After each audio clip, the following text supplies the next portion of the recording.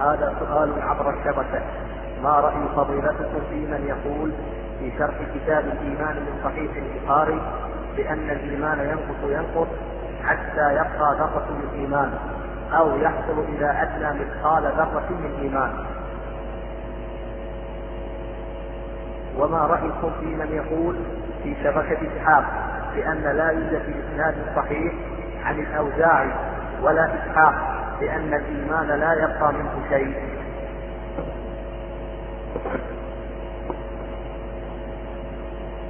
بسم الله الرحمن الرحيم. الحمد لله رب العالمين، والصلاة والسلام على نبينا محمد وعلى آله وصحبه أجمعين. أما بالنسبة عن القول الأول أو السؤال الأول بأن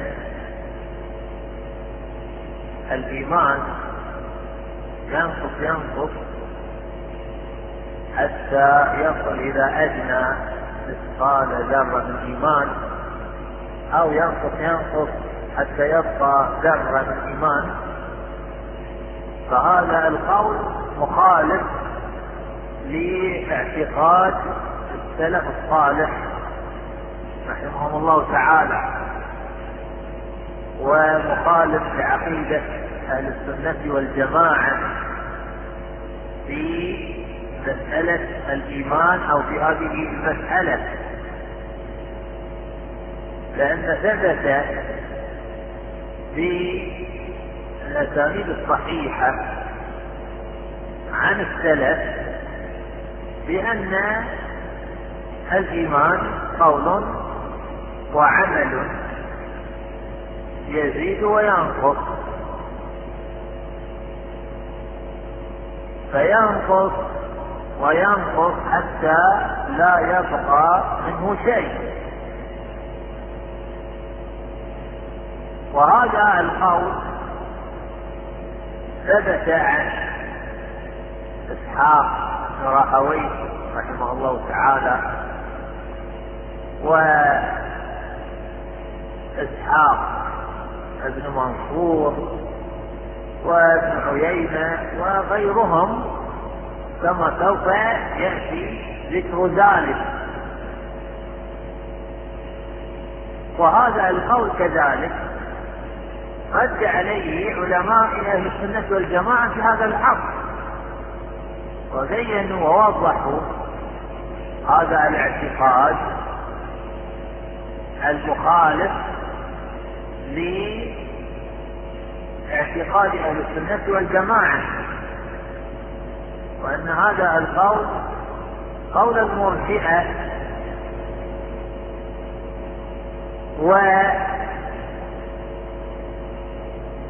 والسؤال الثاني يقول بأن أحد كتاب شبكة السحاب يدعي بجهل منه بأنه لم يثبت بسند صحيح عن إسحاق رحمه الله تعالى وعن الأوزاعي رحمه الله تعالى في إسناد صحيح بأن الإيمان ينقص حتى لا يبقى منه شيء. وهذا القول والعياذ بالله قاله من جهله وعدم بصيرته في اعتقاد سلف الصالح في مسائل الإيمان. وهذا الرويبضة والمجهول أمثاله كثير في شبكة السحاب، يتكلمون بلا علم وبجهل، ولا يسألون عن دينهم خاصة الاعتقاد. والله سبحانه وتعالى أمرهم أن يسألوا أهل العلم، فاسألوا أهل الذكر إن كنتم لا تعلمون. ولذلك هؤلاء والعياذ بالله لا يرفع أحدهم سماعة الهاتف أو يسأل عالم بقربه أو يبحث في المسألة هذه من كتب السلف وكتب الشيخ ابن باز أو الشيخ العثيمين أو الشيخ الفوزان أو غيرهم من علماء أهل السنة والجماعة ليتثبت، ثم يعرض هذا البحث على من هو أعلم منه حتى يبين له هذا الاعتقاد. لكن الظاهر هؤلاء محرومون من العلم، فيتكلم أحدهم ولا يلقي بالا فيما يتكلم به،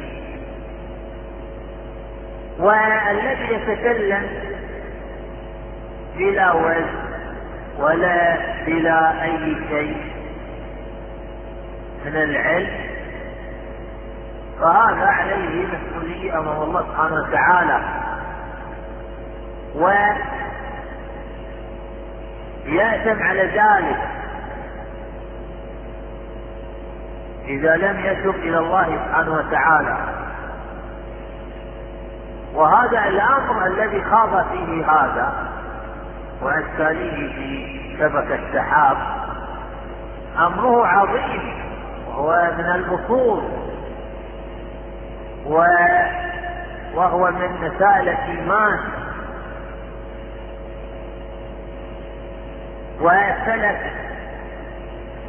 شددوا في ذلك على المرجئة عندما خاضوا في مسائل الإيمان وخططوا وخلطوا، فبدعوهم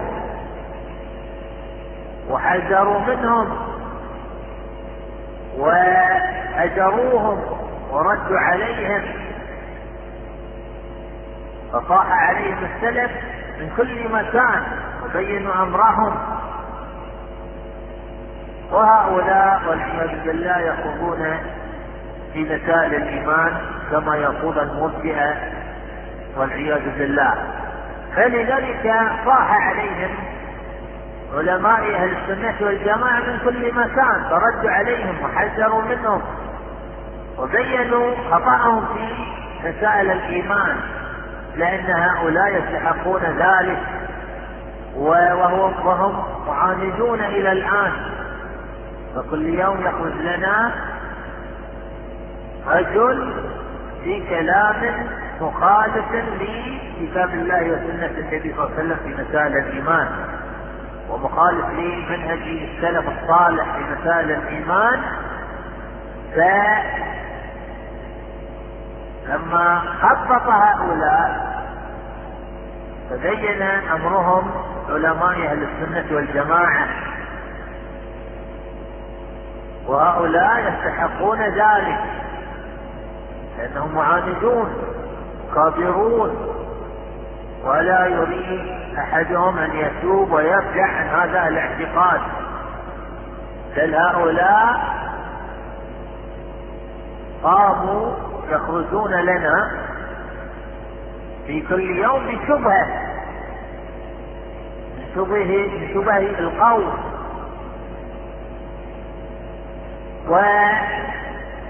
والله سبحانه وتعالى أخذ الميثاق على أهل العلم أن يبينوا ذلك ويوضحوا ذلك للناس، لأن هذا الأمر دين لا يتوقف على فلان ولا علان. ولذلك نسوق لكم اعتقاد السلف الصالح الأسانيد الصحيحة في الرد على من قال بأن الإيمان ينقص حتى يبقى أدنى ذرة من الإيمان، وكذلك رد على من يقول لم يثبت عن السلف ذلك. فنقول هنا قال ابن راهوي رحمه الله تعالى: الإيمان قول وعمل يزيد وينقص، ينقص حتى لا يبقى منه شيء. وهذا الأثر أثر صحيح أخرجه إسحاق بن منصور في مسائل أحمد وإسحاق، وكذلك أخرجه الخلال في السنة بإسناد صحيح. فهذا الأثر ثابت عن إسحاق رحمه الله تعالى، فكيف هذا المتعالم ينكر أمرا لم يعرفه ولم يكن عنده علما به؟ والله سبحانه وتعالى يقول: ولا تقف ما ليس لك به علم، من السمع والبصر والفؤاد كل أولئك كان عنه مسؤولا. وهذا سوف يرى جزاءه يوم القيامة إذا لم يتب إلى الله ويعلن توبته أمام الملأ، لأنه تكلم أمام الملأ وطعن في بعض أهل العلم في ذلك، فعليه أن يتوب ويعلن توبته عن هذا الاعتقاد ويعتذر في الذين طعن فيهم، وإلا لا يصح رجوعه وتوبته، لأن هذه الأمور حقوق الناس وحقوق أهل العلم، فلا بد أن يعلن توبته ويعلن كذلك الاعتذار الذين طعن فيهم وادعى بأنهم لم يأتوا إلى الآن في سند صحيح عن إسحاق ولا الأوزاعي. ثم نقول: وذكر إسحاق بن منصور بعد أثر ابن راهوي وأنا أقول بها، فهو كذلك يقول بأن الإيمان ينقص حتى لا يبقى منه شيء، فهذا كذلك إمام من الأئمة ذكر ذلك في مسائله. وكذلك قول سفيان بن عيينة رحمه الله تعالى، وهو إمام من أئمة أهل السنة والجماعة، يقول: الإيمان قول وعمل يزيد وينقص. فقال له أخوه إبراهيم بن عيينة: يا أبا محمد تقول ينقص؟ فقال: اسكت يا صبي، فلا ينقص حتى لا يبقى منه شيء. وهذا الأثر حسن صحيح واضح في هذه المسألة، لأن السلف يقولون بأن الإيمان ينقص حتى لا يبقى منه شيء. وهذا الأثر أخرجه الصابوني في اعتقاد السلف أصحاب الحديث، وكذلك أخرجه اللالكائي في الاعتقاد، اعتقاد أهل السنة والجماعة. والعدد في الإيمان والأجر في الشريعة بإسناد صحيح. وهذا يبين كذلك بأن الأئمة يقولون بأن الإيمان ينقص حتى لا يبقى منه شيء. ولذلك سمعت أحدهم يقول بأن العبد لا يتصور منه بأن إيمانه لا يبقى منه شيء، فيحكم العقل والعياذ بالله على طريقة أهل الكلام، ولم يسأل الذين أعلموا منهم، ولم يرجع ولم يبحث. فلذلك هؤلاء في مسائل الإيمان خبطوا وخلطوا، حتى أنه يعلق على الإمام البهربهاري في شرح السنة عندما قال بأن الإيمان ينقص حتى لا يبقى منه شيء، وهو يذكر اعتقاد السلف الصالح. وهذا الصابوني رحمه الله تعالى يذكر اعتقاد السلف أصحاب الحديث، ومن اعتقادهم بأن الإيمان ينقص حتى لا يبقى منه شيء، فكيف هؤلاء ينكرون ذلك؟ وللأسف بأن هؤلاء ينتسبون إلى السلفية، وثبت بأن هؤلاء يجهلون اعتقاد أو بعض اعتقاد السلف الصالح، في مسائل الإيمان وفي غيره كمسائل في الصفات،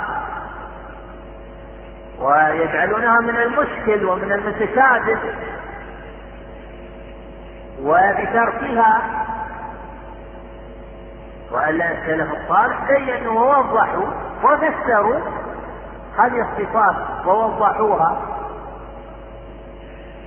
والذي لا يحسن شيئا يتركه. والعجز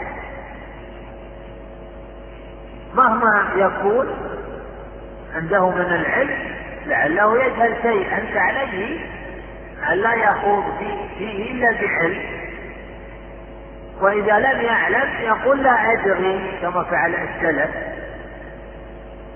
ويحول السؤال إلى من هو أعلم منه، أو هو يسأل ويتواضع للناس كما تواضع السلف الصالح، ولا يجعل نفسه أنه يعرف وهو لا يعرف، ويخاف من الناس أو يخاف من أتباعه أنهم يسقطون أو يسقط من أعينهم.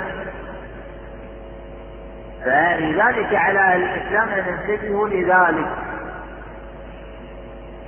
وكذلك ذكر إمام أهل السنة الإمام أحمد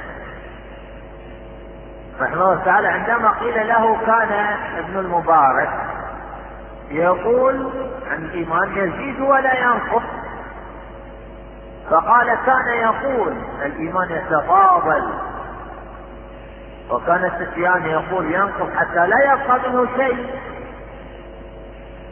وهذا الأثر أخرجه الخلال في السنة بسند صحيح. والإمام أحمد رحمه الله تعالى أقر سفيان على أن الإيمان ينقص حتى لا يبقى منه شيء ولا يعلق عليه بشيء، وهذا اعتقاد الإمام أحمد.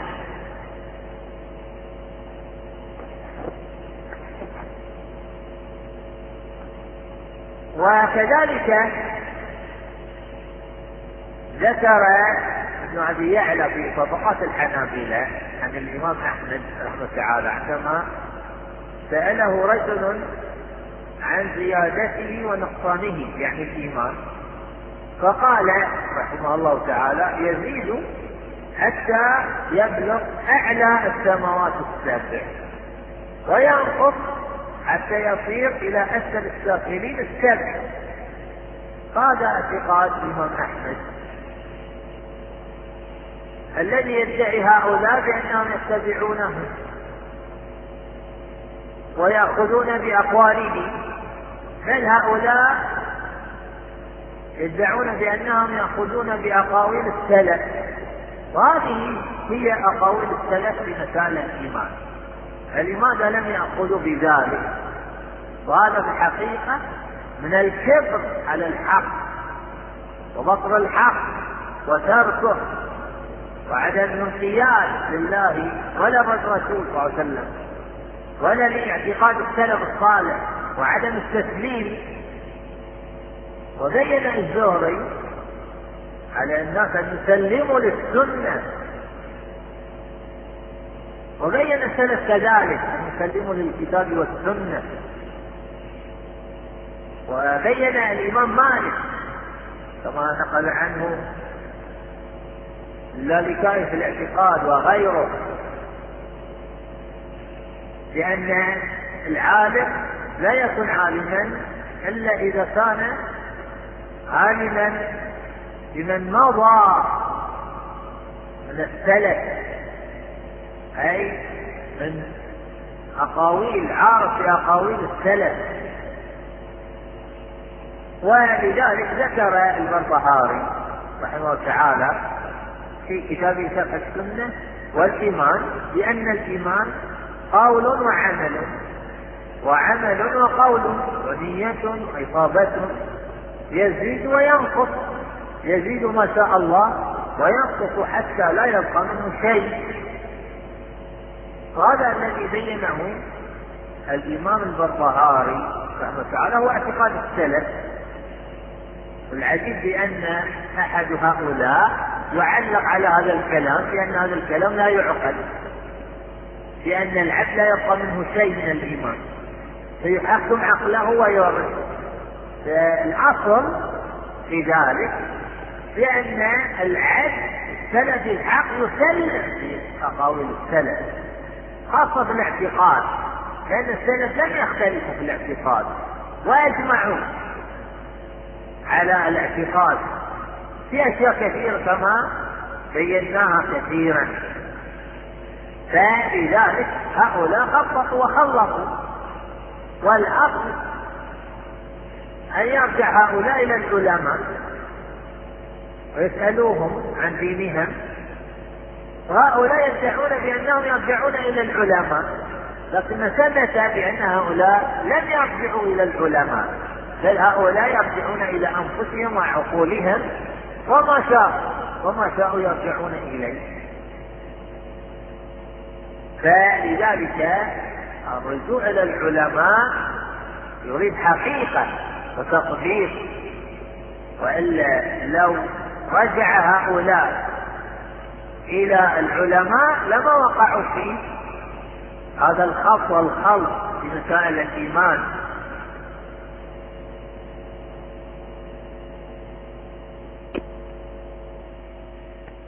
فلذلك الرجوع إلى العلماء يريد حقيقة وتطبيق، وإلا لو رجع هؤلاء إلى العلماء لما وقعوا في هذا الخط والخلط في مسائل الإيمان. ولذلك ذكر الأصم في حديثه وكذلك اللالكائي في الاعتقاد اعتقاد أهل السنة والجماعة، وابن عساكر في تاريخ دمشق عن الأوزاعي قوله عندما سئل عن الإيمان أيزيد قال نعم حتى يكون مثل الجبال. قال قلت فينقص؟ قال نعم حتى لا يبقى منه شيء. وهذا الاعتقاد موافق لاعتقاد من ذكرنا من السلف كالإمام أحمد وغيره.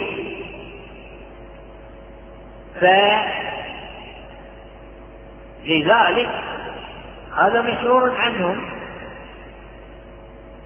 وإن كان هذا الأثر ذكر أن فيه أبو قدامة وترجم له ابن عساكر في تاريخ دمشق، ولم يذكر فيه جرحا ولا تعديلا.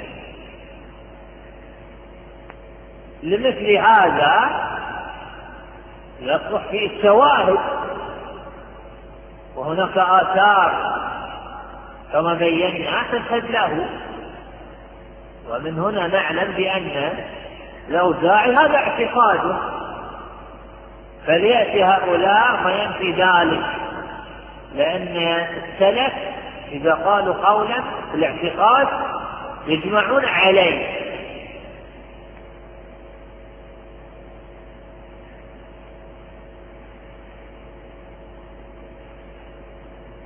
ولذلك العباس بن الوليد عندما سئل وقيل له أليس تقول ما يقول الأوزاعي فقال نعم، ويتبين بأن هذا القول قول الأوزاعي، ولذلك وافقه العباس كما ذكر ذلك ابن عساكر في تاريخ دمشق واللالكائي في الاعتقاد. وقول أبي عثمان بشار بن موسى الخطاب رحمه الله تعالى قال الإيمان قول وعمل ونية يزيد وينقص حتى يكون أعظم من الجبل وينقص حتى لا يبقى منه شيء. وهذا الأثر أخرجه الكرماني في مسائل أحمد وإسحاق بإسناد صحيح. فيكون أعظم من الجبال وينقص حتى لا يبقى منه شيء.